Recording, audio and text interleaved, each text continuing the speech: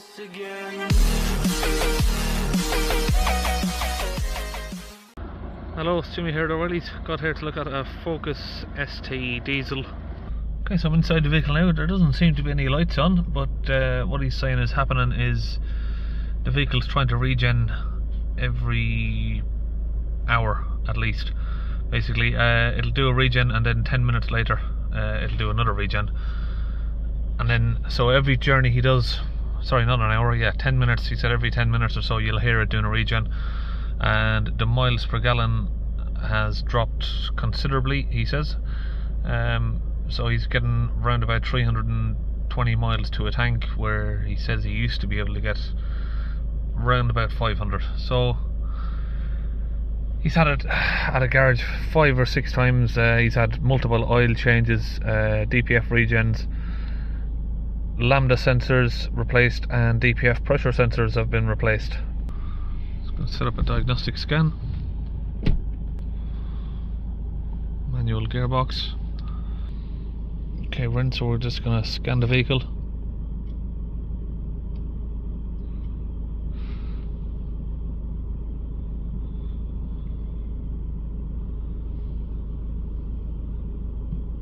Not worried about those faults. Oil deteriorated and exhaust temperature too low for the particle filter regeneration. So it's a pretty self-explanatory code really. I'm not sure why they've not been able to fix that problem. I'm pretty sure if I press search on that code, I'll have some of my videos explaining what that code means. Right, so not for this particular car but for transits. Yep, not done one on one of these before. Okay, so outside here looking at the engine, it's a 2 litre, and what I'm going to be looking for on this is a part called a vaporizer. Now it's going to be down the back somewhere, and this vehicle is quite low to the ground, so I'm not going to be able to drive it on ramps. Hopefully I can jack it up, have a look underneath, see if I can locate where the vaporizer is. But I remember doing this engine on a Ford Kuga and it was in a really difficult place down there. I managed to get it, but this looks like it may even be more tight. Actually, I can see the plug there for it. This is the plug, but the part itself is going to be attached to the exhaust, which is down the back of the bulkhead. So just opening these, disconnect the air pipe and try and get this airbox out. Let's see if we can see where this vaporizer is. Remove that plastic cover there. What else have we got holding this? We've got a little piece of plastic here. It's attached to that, and that just fell off.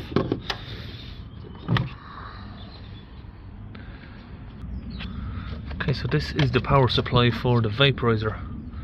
That cable runs around the back, so we might need to get the battery out as well, see if we can see where this part is.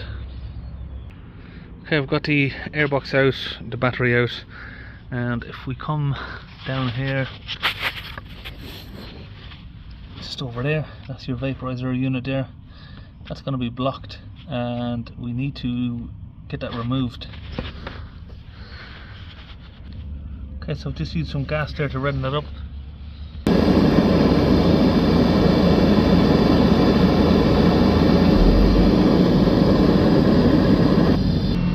Okay, so it does not want to come out, it's seized in, so what I'm going to do is connect an air compressor to it. I'm going to put heat on it with the blowtorch, and if we get it up to say 800 degrees and use the blowtorch, sorry, the airline along with the blowtorch, then we should be able to clean it out. So what we'll do is we'll do this and then we'll test the pressure on it.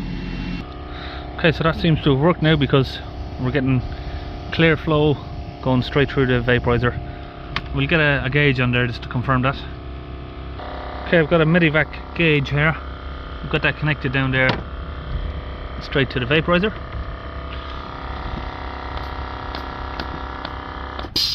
Absolutely no movement whatsoever, so it's as good as brand new now really.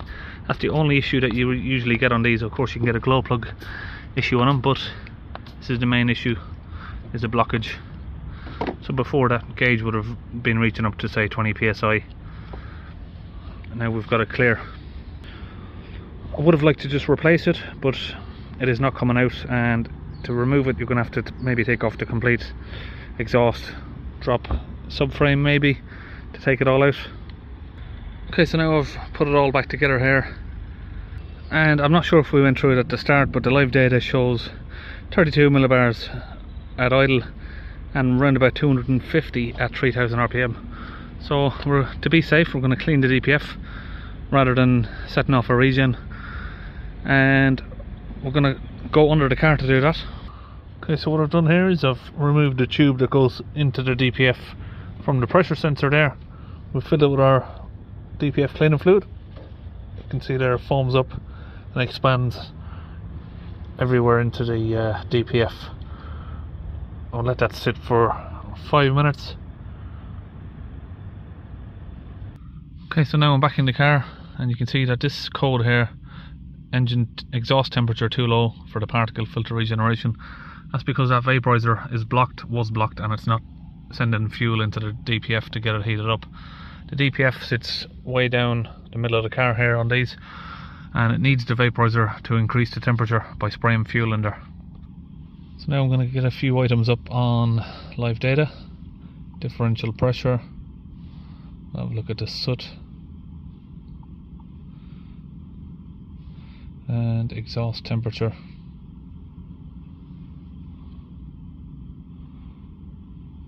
This one. Okay, so now we've got all of these items up. We're going to start the engine up on the vehicle here.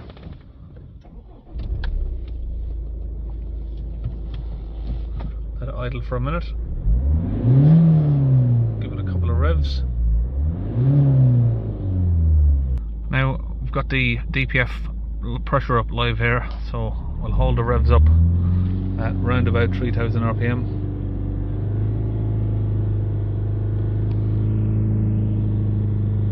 Try and get it to stay steady. There we are.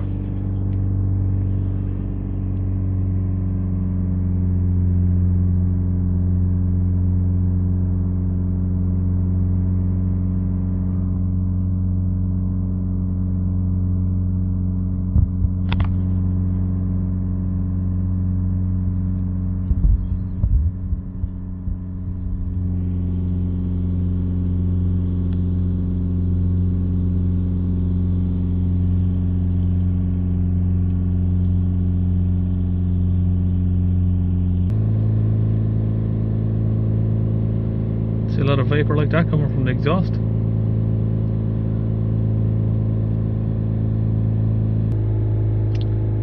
Hold the revs, and after a minute or two there you should see the pressure has come down to around about 50 millibars. Now let's let go of that and let it idle down and see where our idle pressure is. 1 millibar. Now if we watch the DPF soot at the top there, you can see that that's coming down.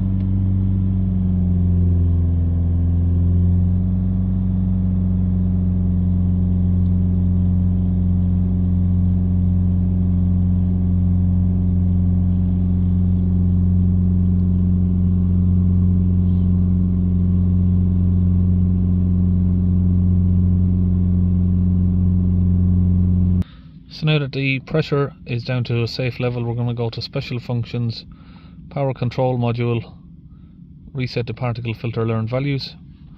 That's going to reset the, I'll show you in just a sec. Okay, now that's reset. We're going to go to clear the fault codes. Now if we go back to the data stream again, so you can see the top one there was moving down, but one of them will lock in, and that will not reduce without resetting the DPF values. Okay, so now we've got the vehicle running again. We're sitting back at around about 1 or 2 millibars of pressure. Okay, now we're just taking the vehicle on a road test for maybe 5 miles or so. So usually these Fords, after a short test drive, they will trigger off a regen, so we'll see if that happens. So yeah, the temperature did increase there. Now these numbers should start coming back down again.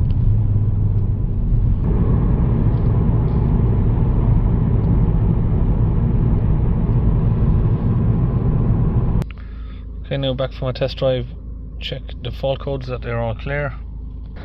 Okay, so that's it, we're all finished on the Ford Focus, and see you on the next video.